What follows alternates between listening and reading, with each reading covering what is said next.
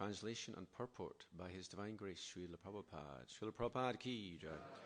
Vidura also heard from Uddhava about the appearance and disappearance of Lord Krishna, the Supersoul, in the mortal world, which is a subject matter sought after with great perseverance by the great sages. Please repeat. Vidura also heard from Uddhava about the appearance and disappearance of Lord Krishna, the Supersoul, in the mortal world, which is a subject matter sought after with great perseverance by the great sages. Purport. The subject matter of the appearance and disappearance of the Supersoul, Lord Sri Krishna, is a mystery even for the great sages. The word Paramatmanaha is significant in this verse. An ordinary living being is generally called the Atma, but Lord Krishna is never an ordinary living being because he is Paramatma, the Supersoul. Yet his appearance as one of the human beings and his disappearance again from the mortal world are subject matters for the research workers who execute research work with great perseverance. Such subject matters are certainly of increasing interest because the researchers have to search out the transcendental abode of the Lord, which he enters after finishing his pastimes in the mortal world. But even the great sages have no information that beyond the material sky is the spiritual sky, where Sri Krishna eternally resides with his associates, although at the same time he exhibits his pastimes in the mortal world, in all the universes one after another. This fact is confirmed in Brahma Samhita 5.37. Goloka eva nivisatya kilatma bhutaha. The Lord, by his inconceivable potency, resides in his eternal abode, Goloka, yet at the same time as the Supersoul, he is present everywhere, in both the spiritual and material skies, by his multi-varieties of manifestation. Therefore, his appearance and disappearance are simultaneously going on, and no one can say definitely which of them is the beginning and which is the end. His eternal pastimes have no beginning or end, and one has to learn of them from the pure devotee only, and not waste valuable time in so-called research work. Viduro pyudavatstrutva krishnasya paramatmanaha kridayo pattadehasya karmani shlagitani cha. Vidura also heard from Uddhava about the appearance and disappearance of Lord Krishna, the Supersoul, in the mortal world, which is a subject matter sought after with great perseverance by the great sages. Om Ajnanatimmarandasya Gnananjana Shalakaya Chakshurun Militam Yena Tasmai Shri Guruve Namaha Vanchakalpatarupyascha Kripa Sindhubhya Evacha Patitanam Pavanebhyo Vaishnavebhyo Namo Namaha. Jai Shri Krishna Chaitanya Prabhu Nityananda Shri Advaita Gadadhar Shri Vasari Gaura Bhaktivinoda. Hare Krishna, Krishna Krishna, Hare Hare, Hare Rama, Rama Rama, Hare Hare. So we're discussing the mysterious appearance of Lord Sri Krishna.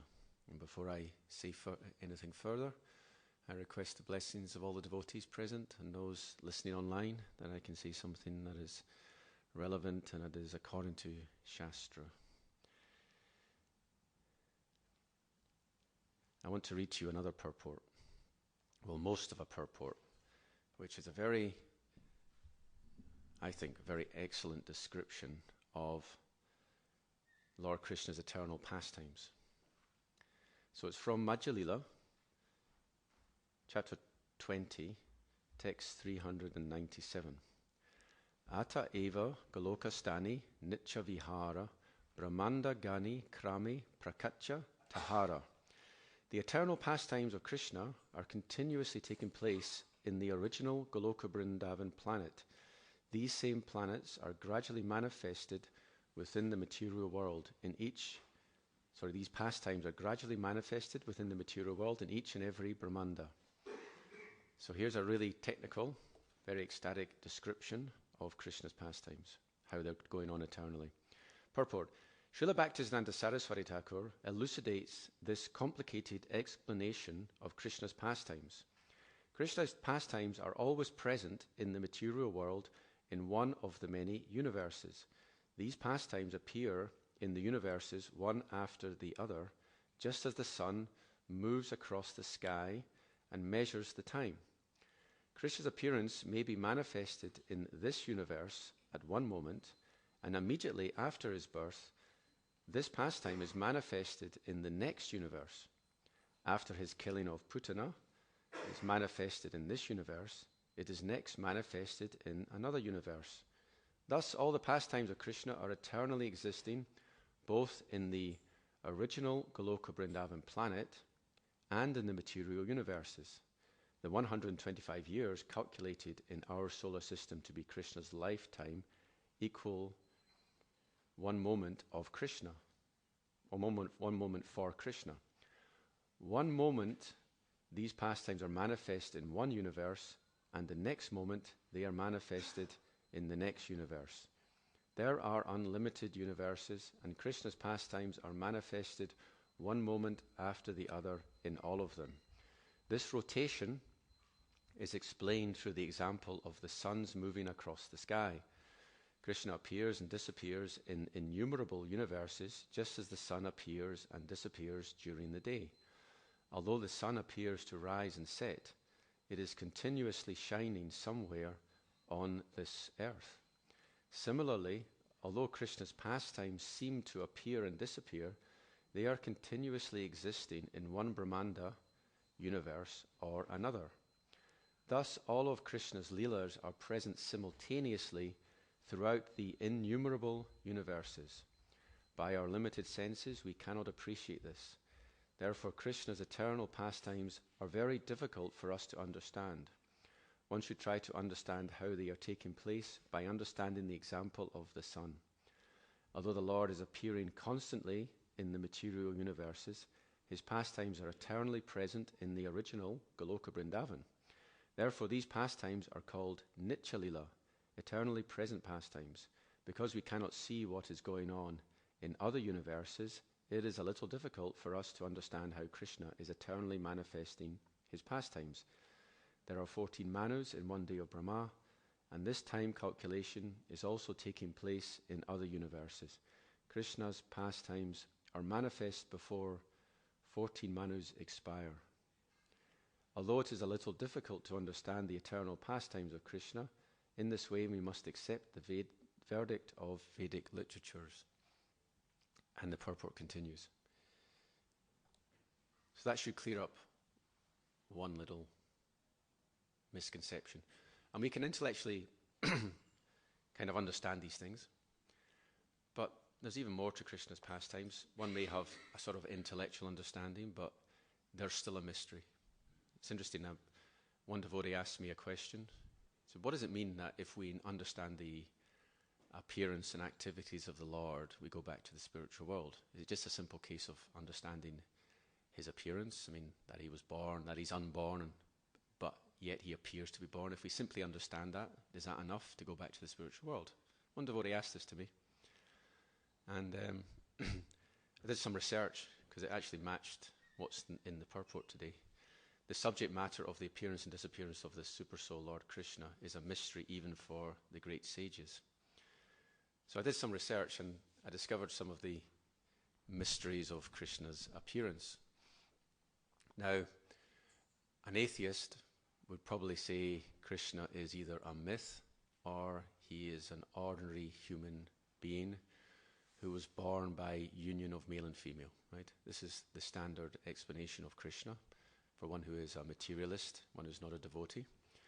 But our acharyas have explained that actually Krishna's birth is not by the union of male and female. His birth is actually, it takes place in stages. First of all, when Krishna came, he entered the heart of Vasudeva, and then he was transferred from the heart of Vasudeva to the heart of Devaki, and then he took birth. So it said, Bhagavan api Vishvatma abhayam Bhaktanam abhayankaraha avivesh angshabhagena mana anakadundubihi. That the Supreme Lord, who's known as Vishvatma. So what is the meaning of this word, Vishvatma? Anyone like to say? Yes, the super soul. It's interesting that when we discuss Krishna's pastimes, Atma comes a lot. See, the word Paramatma appears in today's verse, and Vishvatma means the super soul. There's actually another meaning. I'll give you a hint. What does it mean to say devotees are Atma Buddhi? This is one of the qualities of a Madhyamadikari. A Madhyamadikari devotee thinks or conceives of other devotees as being Atma Buddhi. Means like oneself, or dear as oneself. So Atma means dear. So Vishvatma means Lord Krishna is very dear to everyone. So it has double meaning, you see. But if we look at the verse, here's one of the mysteries of this verse. It's from the 10th canto, this verse I quoted. And it actually accommodates several philosophies within Gaudiya Vaishnavism. If you look at other sampradayas, some of them, I think probably only one of them, the Sri Sampradaya, I would guess, thinks that Vishnu is the origin of Krishna. Now we say Krishna is the origin of Vishnu. Of the 4 Sampradayas, 3 of them are based upon Krishna. So I would guess that they all think that way, that Krishna is the source of Vishnu. And what's the famous verse from the Bhagavatam that states this? Bhagavan Swayam. Thank you. What's the translation?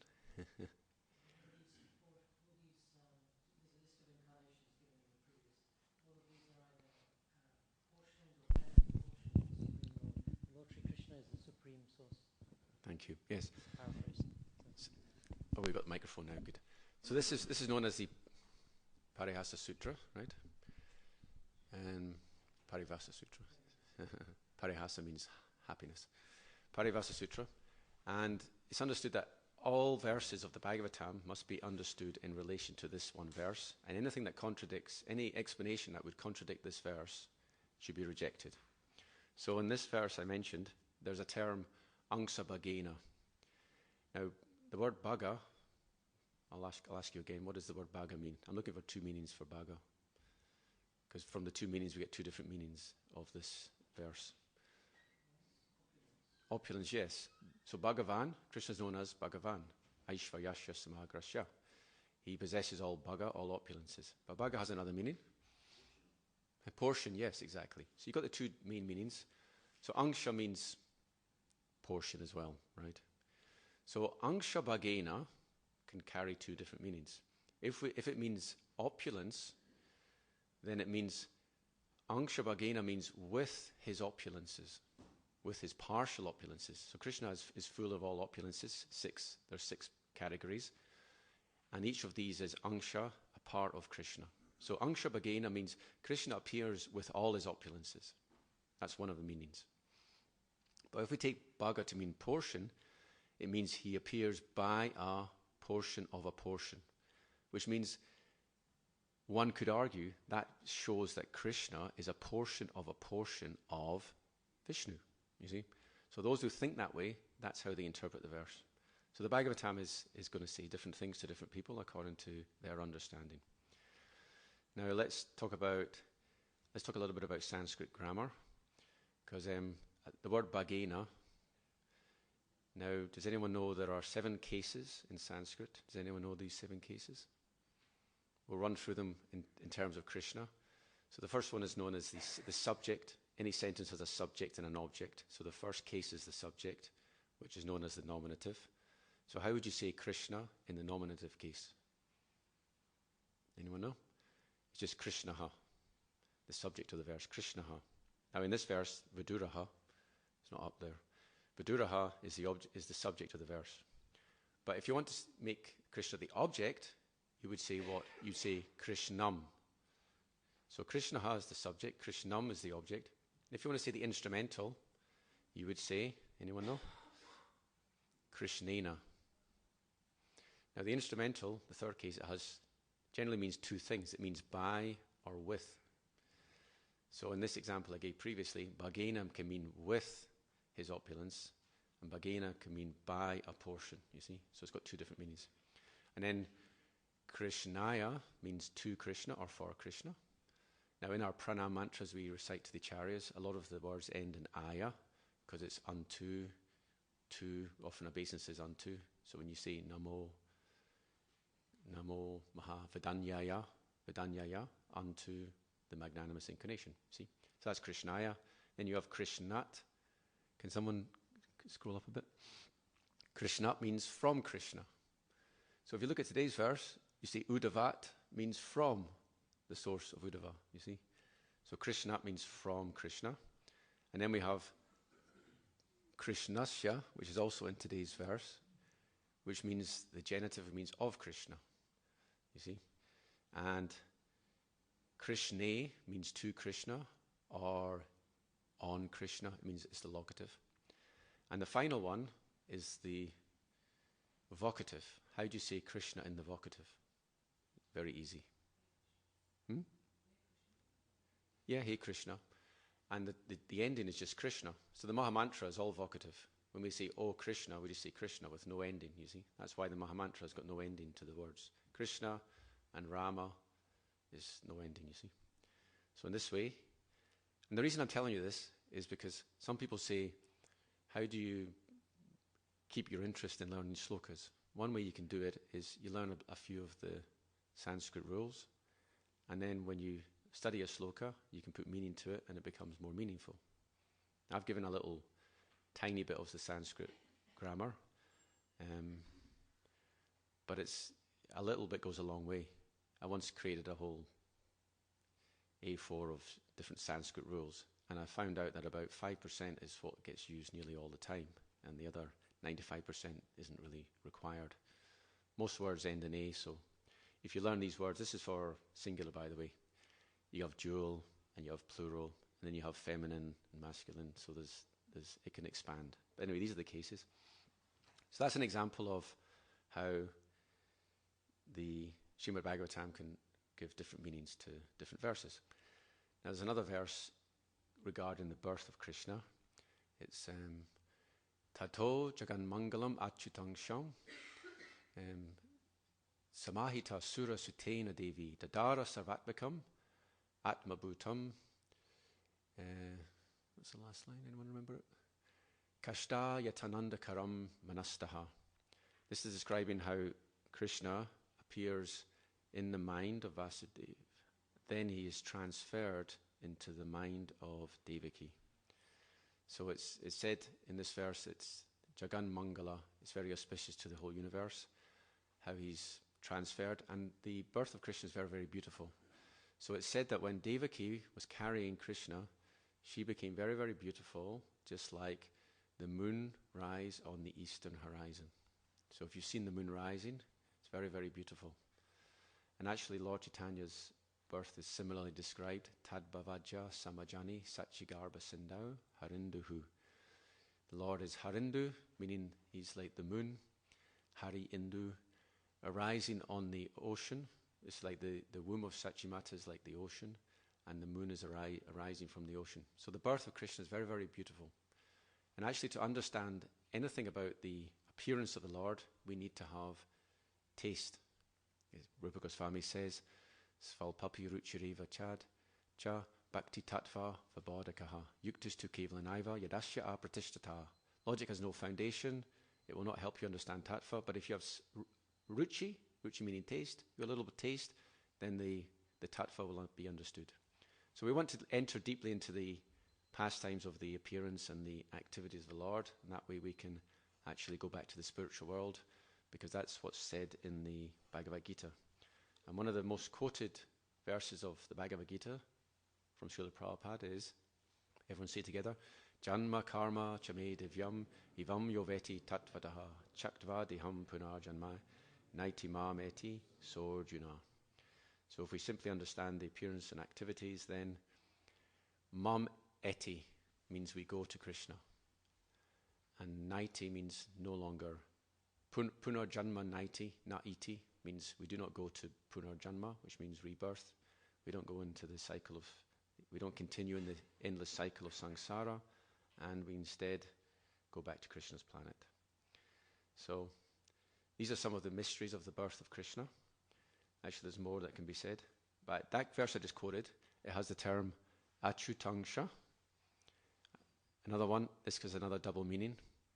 It can mean one whose angshas are infallible, which means the original personality of Godhead, whose avatars and whose opulences are his angshas, and they are all infallible.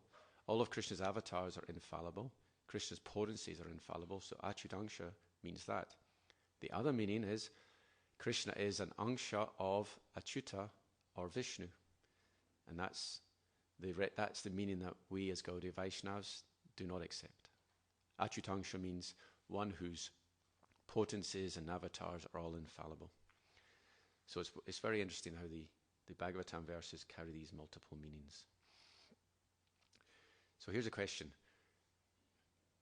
Who can tell me a verse, there's actually many verses, a verse from the Bhagavad Gita where Krishna is mentioned as the Supersoul? I can think of a handful of them. I once researched it and there's over 20. Can you believe it? There's over 20 Sanskrit verses that mention the Supersoul, either directly or indirectly.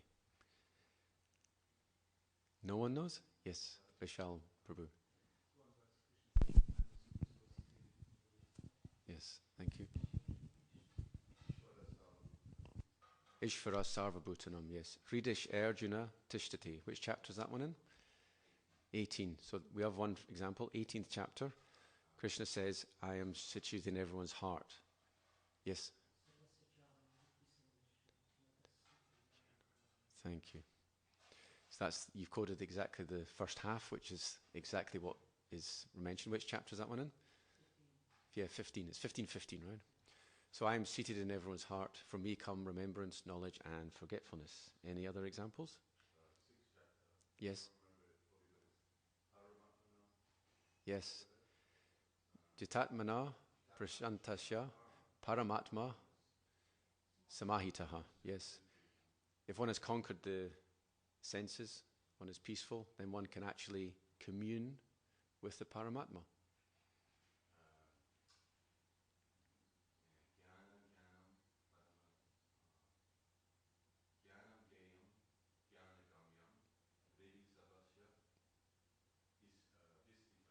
Thank you. Thank you very much. And there's other ones from the 13th chapter. Kshetramam chapimam vidi sarva kshetreshu bharata. This is very particularly important because it indicates that there are two kshetragyas, knower of the fields. We're one and Krishna's the other. But Krishna's sarva kshetreshu. He's in all bodies, so he knows everything. His consciousness is pervading everything. Avibhaktam chabhuteshu vibhaktam eva chastitam.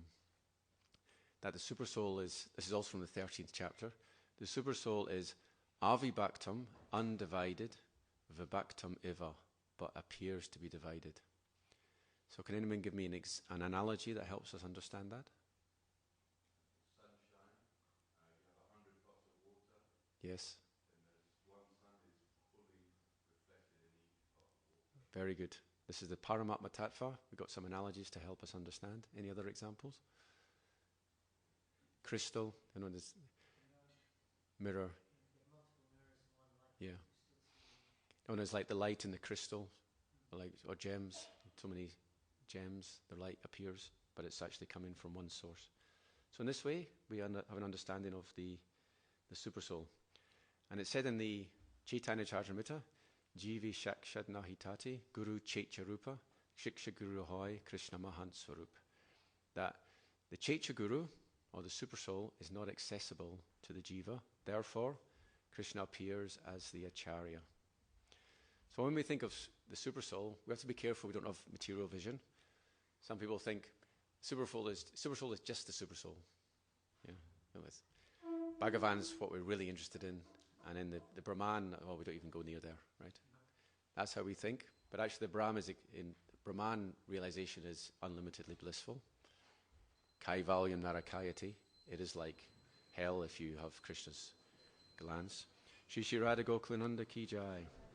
So there is a statement from Prabodhananda Saraswati, Kaivalyam Narakayate. And we should understand this is like if you've had the merciful glance of Lord Chaitanya, then you see Kaivalya as like hell. Merging into the Brahman is like a hellish destination. But if you're not on that platform, you should be careful you don't disrespect, because Vedanti, tattva vedas, tattvam yajjnanam advayam, brahmeti, paramatmati, bhagavaniti shapyati. The three phases of the Absolute, Brahma, Paramatma, and Bhagavan. And they're all, because they're all transcendental, we should have respect for them all. So I have a friend who's very much interested in the Brahman realization. And he keeps telling me that it's Advaya Tattva. There's one. So Krishna and Brahman are one. And in a sense, that is correct. Therefore, we have to be careful we don't look down on Brahman. Brahman is, if you've received the glance, Yat Karuna Katakshavai Bhavavatam Tamgoram Eva Stumaha. If you've received the glance, the loving glance of Lord Chaitanya, then you can see Kaivalya as like Naraka, like hell. But it's also good to see it as something very, very elevated, a transcendental position, a transcendental aspect of Krishna. So what is the verse from the Chaitanya Charitamrita that, how shall we say, it mirrors this verse from the Bhagavatam? Vedanti tat tattva vedas. The three phases are described in more detail in the Chaitanya Charitamrita. It's actually the third verse, which is known as the Vastu Nirdesh verse, which means that this is the definition of the Absolute Truth. It helps us define it. Yad Advaitam Brahmopanishadi Tadapyashyatanaba Ya Atmantayami Purusha Iti Sosangsha Vibhavaha Sadaishvaya Purno Ya Iha Bhagavan Sasvayam Maha Sasvayamayam Na Chaitanyad Krishnaj Jagati Paratatvam Param Miha. This is a beautiful verse because it elaborates on the three phases. It says the first phase is the bodily effulgence of Krishna. The second phase is Angsha Vibhav, an expansion of Krishna. And the third phase is the complete form of the Lord, Sadaishvaya Purna. And the last line says something even more amazing. It says, this is actually not just applying to Krishna, it applies to Lord Chaitanya, because Krishna and Lord Chaitanya are the same and they are the highest truth. So even amongst all the avatars, Krishna and Lord Chaitanya, they are known as avatari, source of all incarnations, you see. So we have 10 minutes left. I'm going to pause here and I'm going to open it up for comments and questions. Adi Guru Prabhu?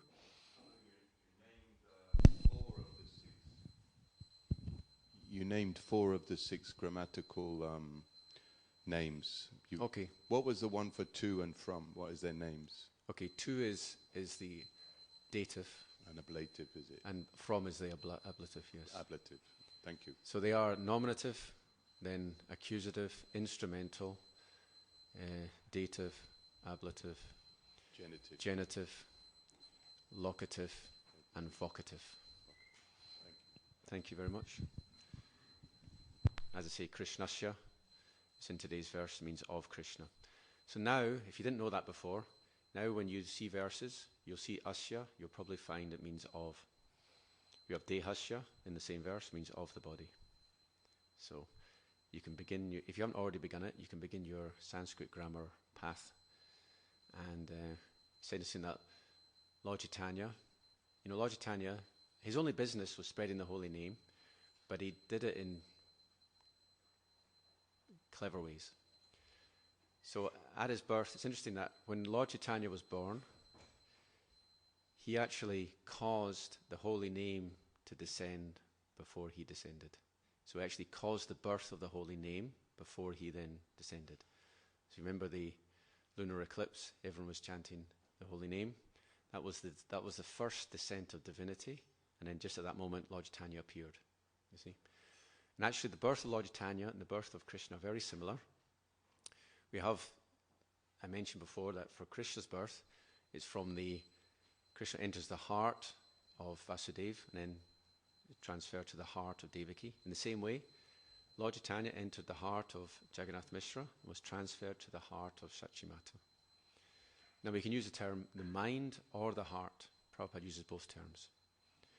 But just to underscore the mystery of the birth of Lord Krishna, it's said by Prabhupada in the 10th canto purports that Muyanti yat surayaha, even the demigods did not understand the birth of Krishna. They thought Krishna was in the womb of Devaki. Prabhupada explains this. So they were bewildered. But if you read this whole chapter, you'll find that Baladev Vijayabhusana says Krishna was within the womb of Devaki. So on the one hand, the demigods are bewildered for thinking that, and yet the Charya says that Krishna was there. So it's all a big mystery, the birth of Krishna. And the Acharyas say different things. But yeah, so I was mentioning the Lord Chaitanya. So when he was born, he caused the descent of the holy name. As a child, as a baby, he caused the chanting of the holy name. How did he do that? Yes. So he was famously known as, what's his name? Gaura Hari. Because when the ladies chanted Hari, or when they chanted Krishna, he would stop crying. He had a golden complexion. So Lord Chaitanya is known as Gaura Hari, because he induced everyone to chant, because that's the only way he would stop crying. And then as a student, actually as a student and teacher, he also taught the Krishna consciousness, taught the holy name, spread the holy name through grammar. So he was a student of grammar, but he explained everything in a way that was all related to Krishna. And actually Jiva Goswami's done the same. If you want to learn grammar, the most Krishna conscious way you can do it is to learn it through Jiva Goswami, where he gives the meanings in terms of Krishna consciousness. For example, long and short syllables. Short syllables, they're known as Upendra, and the long ones are known as Trivikram. So Trivikram means big step, so long means Trivikram, short Upendra, the dwarf. So in that way, all the meanings are tied in with Krishna consciousness. That way you can learn grammar in a way that's Krishna conscious. Hare Krishna. Anyone else have any comments or questions? Deepak Prabhu. Hare Krishna. Thank you for another scholarly class as usual. I'm sorry. I have a question on... I want Ruchi. Carry on. I have a question on Super Soul, which I'm hoping you might be able to clarify for me. In this purport that we read today, Srila Prabhupada says, the Super Soul is present everywhere in both the spiritual and material skies. But in the purport to Bhagavad Gita 7.4, he says that the Super Soul is a temporary manifestation. It's not eternal in the spiritual realm. So it seems a bit contradictory there. So I've researched this before, not extensively, but there is a purport, perhaps in Chaitanya Charitamrita, which talks about the Super Soul being eternally present in the spiritual sky. So now we have apparent contradiction. The way I resolve it is we can either think of the Vibhaktam Super Soul or the Avibhaktam Super Soul. Remember this verse from the Bhagavad Gita? The Super Soul is divided, appears to be divided, but is undivided. So in the undivided sense, the Super Soul is eternally residing in the spiritual sky. But in the divided sense, the Super Soul is accompanying the Jiva on his journey through one birth after another. So that pencil-like effulgence is not eternal. It has a purpose, and it's wound up, and it goes back to it's no longer required, that little manifestation. So that aspect of Super Soul is not eternal. It's also said, though, that the Super Soul can be thought of as Krishna. See, it's said that in even the spiritual sky, the residents of Goloka Vrindavan, they have Krishna within their heart, but it's actually Ishtadev Krishna. So when we become pure devotees, if we're pure devotees of Krishna, then the Super Soul is Krishna in the heart. And as we know, Krishna does reside eternally in the spiritual sky. So that's just some of my limited understanding of that, but maybe someone else can elaborate on how the Super Soul both is and isn't present in the spiritual sky. Ekam Brahma, Ekam Dvitiyam. There is only Krishna, so, Yes. you know, like there's a Vishnu form, there's like 12 Vishnu forms who reside in the body, Yes. and there's different Vishnu forms in every atom, but they're all Krishna. So when the super soul's undivided, he's Krishna, but if you're in Vaikuntha, then he's Lord Narayan or Shankarshan, or, you know, but it's all Krishna. Thank you. Any other? That's why he speaks Bhagavad Gita. Says, I'm in the heart. Krishna says. Thank you. You know, the mystery of the super soul, here's another one. In the Bhagavad Gita, there's a purport where it's explained that the super soul is entered into the, well, first of all, it describes the soul as the 1/10,000th part, the tip of a hair. Then it says that the super soul has entered into the region of the heart of this particle. So the super soul, we maybe think of the super soul as next to the soul, but in the Bhagavad Gita it said the super soul is within the heart of this particle.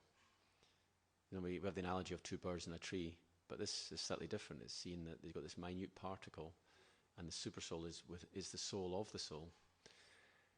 And then how does that fit in with the super soul being thumb-like in size, or 8 inches, which is what mentioned in the Srimad Bhagavatam, you see?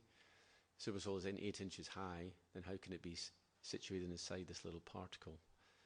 But the laws of space, time, they don't really apply in the spiritual dimension. So it's known as Chandra Sakanyaya, or is it the other way around? Saka Chandra Nyaya.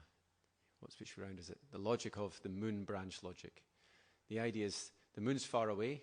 How do you point out the moon? You point to a branch of a tree which is close by, and then if you look behind the branch, you see the moon. Or the other one is Arundhati Darshanyaya, that there's this star called the Arundhati, and it's very difficult to see. I forget which way around it is. Maybe there's a constellation. I forget if the Arundhati is the constellation or the star itself. But if you want to point out a star in the sky, it's very difficult. So what you first of all you do is you point out a constellation, and then once the person sees the constellation, you say, and just close to that point you'll see a little star, and they say, oh yes, now I see the star. So the scriptures are like that.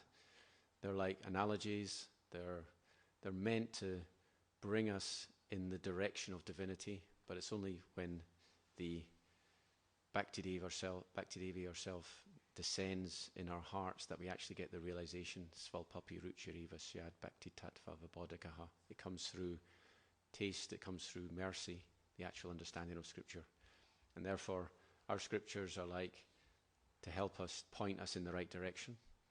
So in that way, some of the analogies in regards to the super soul are in some ways imperfect, but they help us to get an idea of how the super soul is divided and undivided at the same time. Hare Krishna. Any other comments or questions?